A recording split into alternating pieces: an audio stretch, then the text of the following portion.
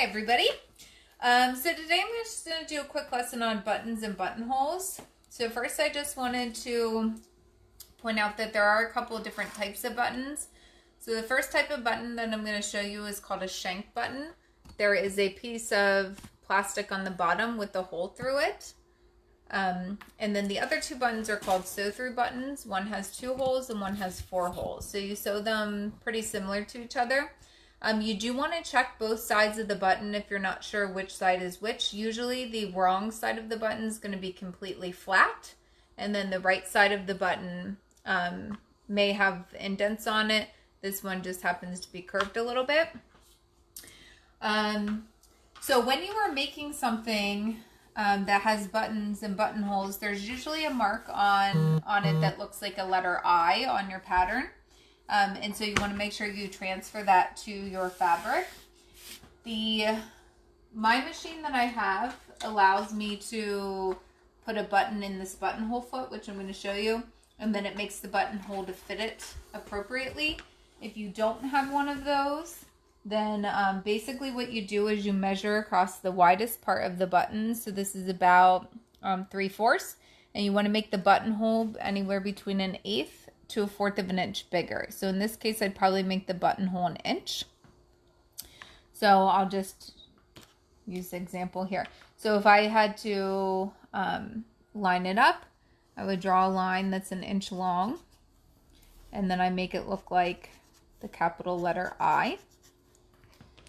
Okay, and then because I'm going to be doing it on my machine and it does it for me, I'm going to start here and then I'll go backwards. So the way this buttonhole foot works is it looks like this.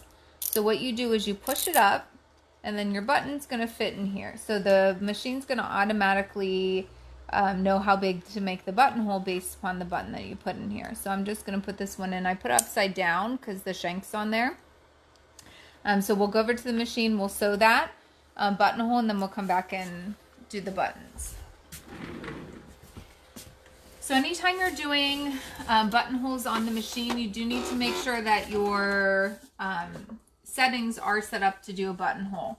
I don't have a machine that has you do it step by step. Both my machines have a 1-step buttonhole, so you just have to make sure the settings are correct. So I took the regular presser foot off. There's a little lever in the back here that you push, and then I'm going to put my buttonhole foot on. Okay, now on most machines that have an automatic buttonhole or 1-step buttonhole, there is a piece that you pull down and it looks like it has a buttonhole on it. So you do need to have that down on your machine. The other thing is we need to pick the correct settings. So on my machine, if you look up here on this guide, I have lots of choices for buttonholes up here, anywhere from 48 to 57. So I'm just going to go ahead and pick 49. That's the one that I usually do. So on the front of my machine, I pick the buttonhole setting, put in the one I want to do, and then it shows you up there what presser foot you need, which this is A, and then that's what it's going to look like. So I'm going to put this under the buttonhole presser foot, and there's some red lines and green lines on there. I'm going to center my bottom of my letter I in the window. Okay, and at this point I'm ready to go. So this machine makes it super easy. And again, if you have a machine that does not have it set up like this, I would be more than welcome or more than happy to do like a Zoom lesson with you so I can help you figure it out. I wish I had my the machines that I have at school here. So what I'm going to do is just sew. So it's going to automatically sew it. So I just want to make sure that my line for my letter I is in the middle of the window the whole time that I'm sewing. Now it's going to come back. That's a reinforcement stitch. Now it's going to start doing zigzag back and forth. And again, you're just guiding your fabric to make sure it's going to move and that it's centered. And then you'll see it'll jump over to the other side, which it did. Now it's coming forward for those reinforcement stitches. Now it'll start going zigzag back the other way. Again, just make sure that it's guiding through and moving steady and not getting stuck anywhere. Otherwise, you'll just have a great big ball stuck in there. At the top it goes back and forth and it goes in one place. And then it's done. So now I'm going to trim my thread. And if I were going to do this again, I could move it over and do it a second time. So I'm going to lift up my presser foot, take it out, and then you'll see I have a buttonhole. There is a little loop there, but that's just that beginning thread. So now I'm going to take that off of my machine so that I can come over here and show you how to sew a button on.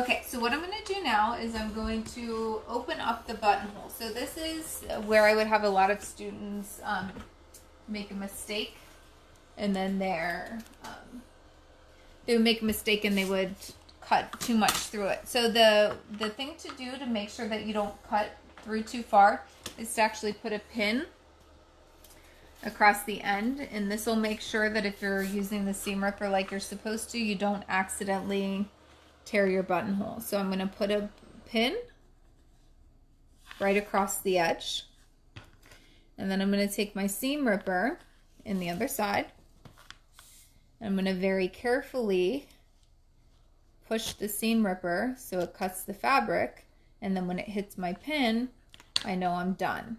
And so now I have a buttonhole. So you would want to definitely make sure that you trim any of your threads. That's the one side. You can see here on the other side. Sometimes one side looks better than the other, so it's always a good idea to practice a buttonhole first on a scrap piece of fabric and just double check and see which side you, think looks better, and then use that side for the right side of the fabric. So now if I was, let's say this was a pair of pants or something that I wanted to do a button. So now what I would do to know where my buttons go is I overlap the fabrics where they would be, and then I take my marker and I mark, it depends on what it is. So on a dress shirt, like a button down shirt, the buttonholes are going to be vertical. And so in that case, you put a dot right through the middle. When you have a buttonhole and a button that is horizontal, that's going around your body, basically if you sew the button on into the middle, then when you wear the item, it can pull over to the side. So you don't actually want to mark your button in the middle of this one. You want to mark it all the way over to the right. So I'm just making a little dot in there. And now I can see the dot on this piece, and now this is where I'm going to actually sew my button. So when you are hand sewing a button, you want to get no more than a wingspan of thread. Otherwise it will not up on you. And I'm using black so that everybody can see it. But I would use any color that's close to the button, so if you don't do a very neat job, it's not super obvious. So I'm going to thread my needle, make my thread ends even with each other. Okay, and then I'm going to go around my finger and through the loop. Now, some people double knot by tying a knot and then another knot and another knot and try and get them on top of each other, but that's actually hard to do. So what I'm going to do is I'm going to go through the same loop with my thread 3 or 4 times, and what that's going to do is that's going to make a triple or quadruple knot all on itself. You need to have a knot that's bigger than the hole that your needle is going to make in the fabric. Okay, so you pull that and you have a knot there. I always start with marking the right side of my fabric. So I'm going to take my needle and bring it up through where my mark is. Pull it until the knot holds still. And then I'm going to go back down through the fabric. And again, pull until it doesn't pull anymore. This is a securing stitch. So that just makes sure that your thread is good to go before you actually put the button on it. So to do the shank button, what I'm going to do is I'm going to try and always go in and out of the fabric around that same spot so that it's nice and neat, because some people will see what's on the other side of the fabric. So I'm going to pull it through. I'm going to go through the hole that's underneath the button. and then I'm going to go back into the fabric. So this first time it's going to be pretty loose. So I'm going to pull it until it's not loose anymore. Okay, and now the rest of the times that I do this, I'm going to make sure that my button is secure on here. If it's too loose, this is going to wobble around a lot. So underneath here, I'm going to come up through the fabric, pull it, go through the hole that's on the shank, pull it again, and go back into the fabric. Again, I'm trying to stay all close to that same spot that's on there. And then you want to do this 3 or 4 times, and that should be pretty secure. Again, every time you're pulling the thread through the fabric, make sure that you are pulling as tight as it'll go. That way it'll be nice and secure on there. Okay, once you do it 3 or 4 times, which I did, the button's going to move around a little bit because that shank is on the bottom, but it's not actually loose. So I'm going to turn it over, and now I'm going to knot it. So you have 2 options for knotting. First is if your beginning thread, the tail here, is long enough, you can tie them together like you're tying a pair of shoes, but do it in a knot instead of a bow. So that's one way to do it. The second way to do it is to make a knot around the stitches that are here. So what I'm going to do is go under my thread, not through the fabric, just through the thread.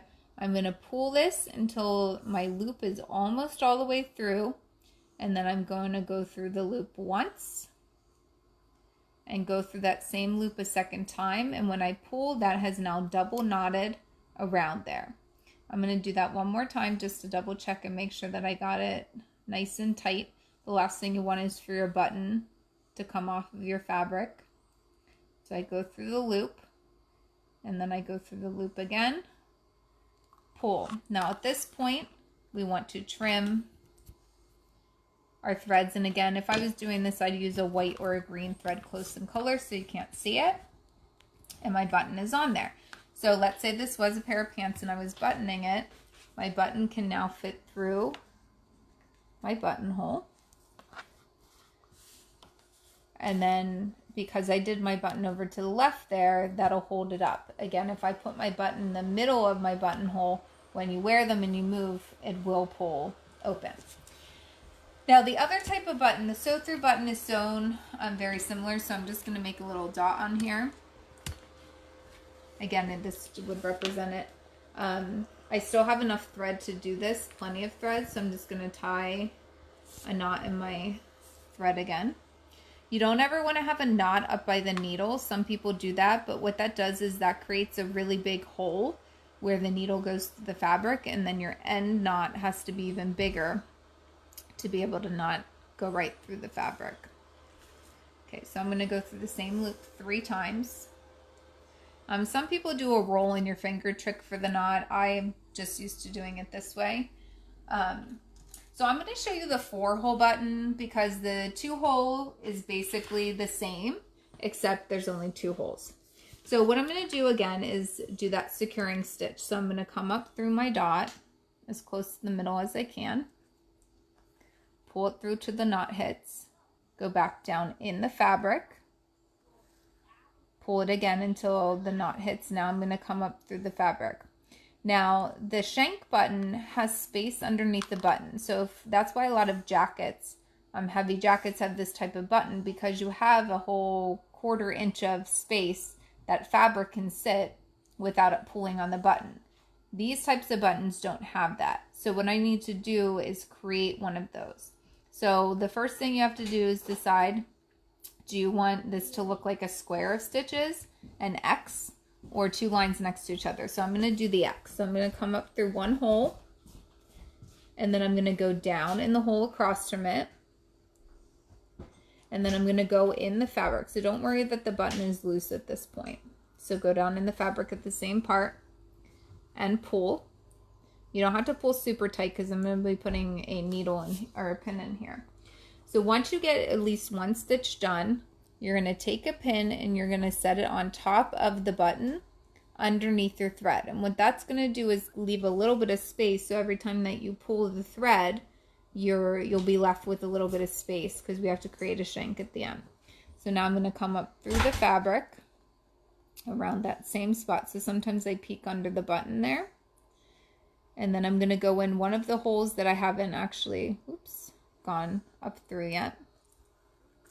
It takes a couple stitches for it to be secure. Let me get my pin better. Some people tape it also. And then I'm going to go down through the fabric again. So at this point I have an X in on my button.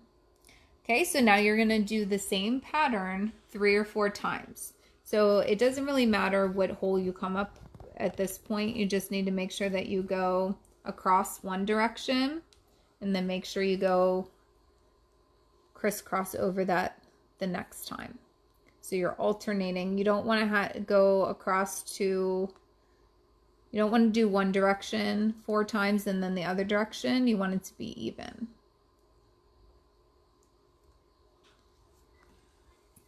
So I'm going to go one more time. And again, I always peek under my button to make sure I'm going in and out of the fabric around the same point. Otherwise, when you look at the back side of the fabric, it's going to be pretty messy.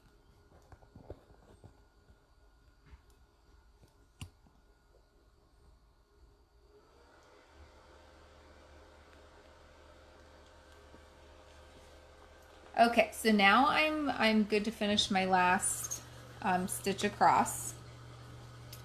So I'm going to bring my needle down through the fabric.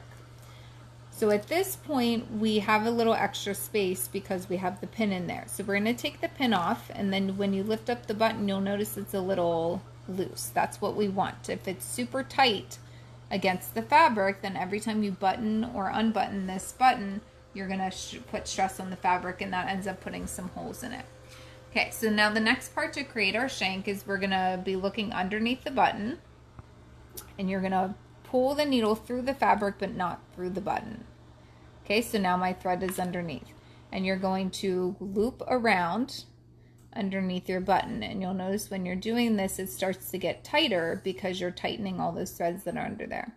So once it's under there and more secure, which it is now, I think I went around 5 times. Now I'm going to take my needle, put it through the fabric, come through to my wrong side. So you can see I wasn't completely in the same spot, but it still doesn't look messy. And you're going to knot it. So again, you could knot it to this other one, or you can go under the threads. So since I went under the threads last time, I'm going to show you how you do this. So you basically hold the short thread, loop around and go under with your needle and pull. Do that again. So I take my needle, go under the short one, pull, and do that one more time. So now I've triple knotted that thread, and then I trim it close. I usually leave a tiny bit on there, but you don't want it to look messy. And so now my button's on there. It's a little wiggly, but it is snug.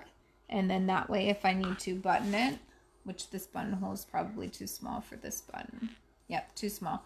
But if you would put it in there now, it will be nice and secure. The last thing I want to say is whenever you buy sweaters and button-down dress shirts that have buttons on them, you may have noticed sometimes they have extra buttons on the inside of the button panel. So usually at the bottom inside you'll see a big one and a small one. And then sometimes on sweaters they have a little baggie attached to it looking like this. Those are extra buttons, and those are for you so that if a button comes off of your shirt or breaks, you have a button that's exactly the same there already for you to sew a new one on. So if you have a button-down dress shirt that has 2 different size buttons, like teeny tiny ones where the collar comes down and the bigger ones going down it, you'll have 2 sets of extra buttons in there. So if you ever wondered what that was, that's what it is.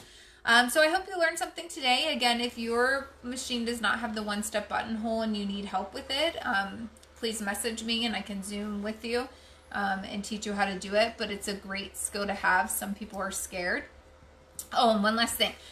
If your fabric that you're doing buttons and buttonholes on is a little bit lightweight, or if it's in knit fabric and stretchy, you definitely want to put some interfacing and add some structure to where your buttons and buttonholes go. This one is fine because this is a tightly woven fabric, but if it was stretchy or lightweight, sometimes buttonholes can just crunch up the fabric and stuff like that. So you can put a sew-in interfacing or a iron-on interfacing in there, and that'll help a lot with your buttons and buttonholes.